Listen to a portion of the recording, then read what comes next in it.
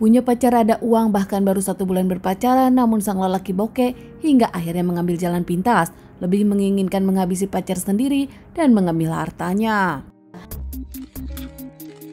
Seorang wanita bernama I Gusti Agung Mirah Lestari, biasa dipanggil Gung Ge Mirah, berusia 41 tahun. Bekerja di Bank BPD sebagai cleaning service, janda baru 1 tahun ini karena sang suami meninggal. Mirah punya 2 anak. Mirah sendiri kini hidup dengan kedua anaknya. Bahkan Mirah pun usai menjadi janda dirinya bekerja keras untuk 2 anaknya. Dulu sang suami sendiri adalah pegawai negeri Satpol PP, masih punya pensiun. Mirah sendiri masih berkecukupan untuk membiayai anaknya. Mirah sendiri dikenal sebagai orang yang pintar nabung, bahkan dirinya punya kendaraan, punya banyak emas, dan punya tabungan. Cukup lama bekerja di bank tersebut menjadi cleaning service, Mirah sendiri menikmati pekerjaannya. Meskipun banyak yang menyebutkan dirinya bisa saja lebih dari cleaning service, namun Mirah mengaku dirinya sudah cocok dengan pekerjaan ini dan menjalaninya dengan baik. Dikenal sebagai wanita yang ramah, baik, bahkan perhatian kepada orang tuanya. Kini Mirah pun merawat kedua orang tuanya mengingat sang ayah tengah sakit. Meski tak serumah dengan orang tuanya, namun Mirah tiap hari mengunjungi orang tuanya untuk merawat. Punya kehidupan yang biasa-biasa saja, Mirah yang tak pernah punya masalah dan tak pernah punya musuh, kali ini nampak ada yang berbeda. Suatu hari di hari Minggu, Mirah pun berpamitan kepada anak-anaknya izin kalau dirinya akan keluar karena ada acara. Hingga Minggu sore, Mirah masih mengabari keluarganya dan menyebutkan akan pulang, dirinya baru saja dari Jimbaran. Namun ditunggu-tunggu Mirah tak kunjung pulang hingga keesokan harinya. Mirah pun tak ada kabar, ditelepon tak diangkat dan tak pulang-pulang.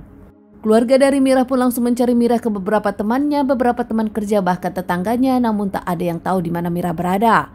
Tak seperti biasanya, Mirah selalu mengabari kedua anaknya dan juga orang tuanya, namun kali ini Mirah tak bisa ditemukan. Takut ada sesuatu yang terjadi kepada Mirah, akhirnya pihak keluarga pun memutuskan untuk melaporkan kehilangan Mirah ini kepada pihak yang berwajib.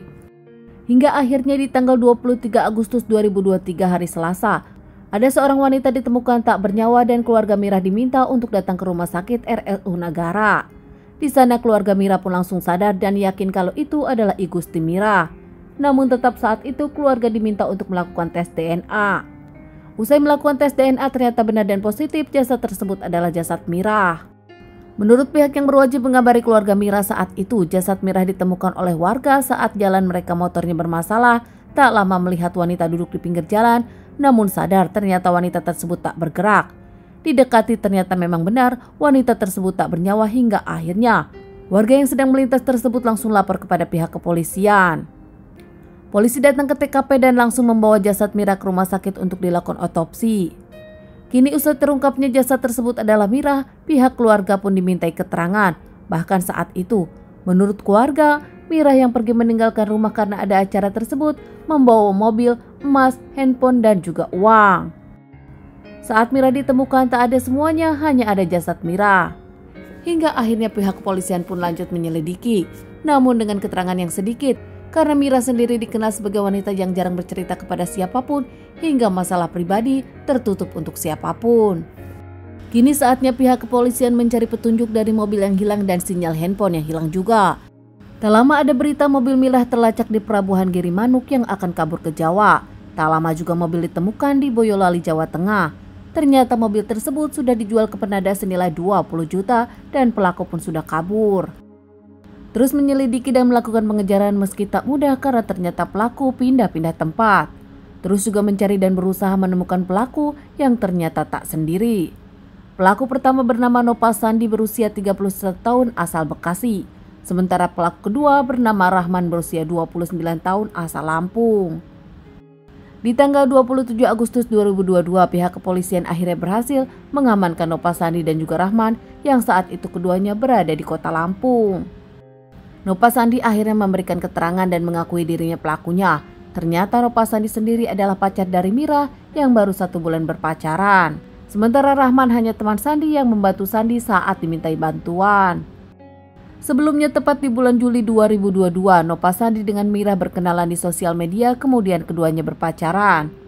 Namun saat itu Nopal Sandi curhat kepada Rahman kalau dirinya tak punya uang.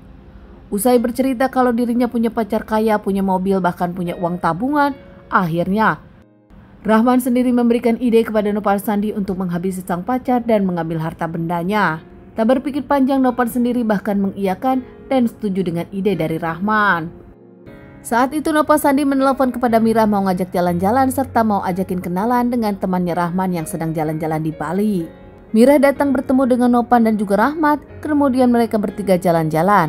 Sempat bahkan bersama saat itu mereka berkeliling menyitari kota Bali. Nopan yang menyetir sementara Mira di sebelah dan di belakang ada Rahman teman dari Nopan. Saat di jalanan sepi tanpa menunggu waktu lama lagi, Rahman langsung mendekap, menikam, dan juga langsung menghabisi Mira tanpa basa-basi. Mira saat itu tak bisa melawan sama sekali, hingga akhirnya Mira pun lemas dan menghembuskan napas terakhirnya. Sadar Mira sudah tak bernyawa, keduanya langsung membuang Mira di tepi jalan. Mira sengaja didudukan agar orang tak langsung mengenali kalau Mira sudah tak bernyawa. Usai melakukan aksinya, keduanya mengambil harta benda Mira dan kabur hingga akhirnya ketahuan pihak yang berwajib diamankan di Lampung. Diamankan dan dikembalikan lagi ke Bali menjalani beberapa kali persidangan hingga akhirnya mereka divonis. Keduanya mendapatkan hukuman 15 tahun penjara. Sementara keluarga dari Mira sendiri tak menyangka Mira dihabisi orang yang sedang dekat dengan dirinya.